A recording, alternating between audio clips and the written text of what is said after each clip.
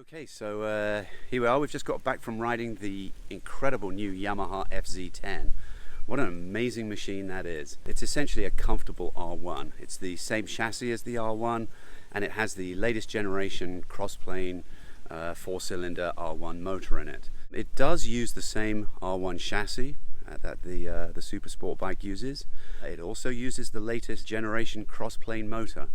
So Yamaha described this as having been retuned rather than detuned for the street to give it more mid-range and low-down power, and that is certainly very effective.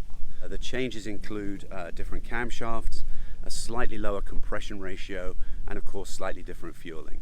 The throttle bodies are the same size as on the R1, but they've been changed to allow for the addition of cruise control. The chassis is exactly the same as the R1. It uses the KYB suspension. It does not use the electronic suspension off the R1M. But frankly, I liked the KYB suspension when I got to ride the R1 last year.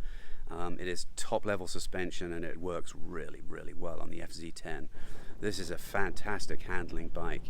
The upright ergonomics, of course, help with the handling.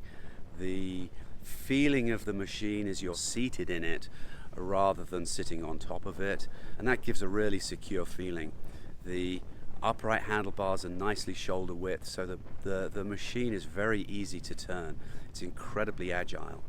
It also has the speed sensitive electronic steering damper off the R1. So this really is a machine that is very, very similar spec to the R1 Super Sport bike, but it has upright ergonomics. The gearbox on the FZ-10 uses the same gear ratios as the R1.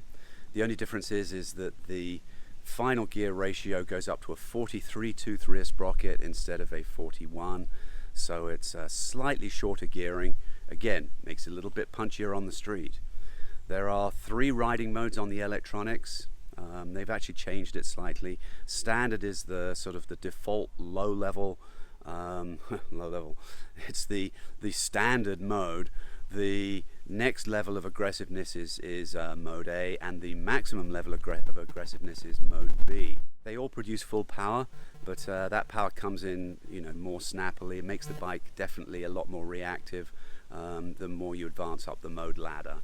I found that for something like the Tail of the Dragon, where there's lots of slow corners and a lot of first, second and maybe third gear type stuff, actually the softest setting was the best for it. But on slightly faster roads, I love that B mode, that maximum aggressiveness.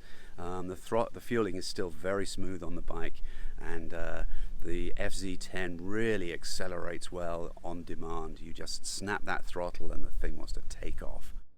Gear ratios, the gearbox on the FZ-10 are the same as the R1. Final drive is slightly shorter on the FZ-10, again to help on the street. I only wish was that there was a quick shifter. According to Yamaha's PR folks, the wiring loom from the R1 is there, so the quick shifter can be plugged in, and they're investigating that, and I presume it will be offered as an accessory fairly soon.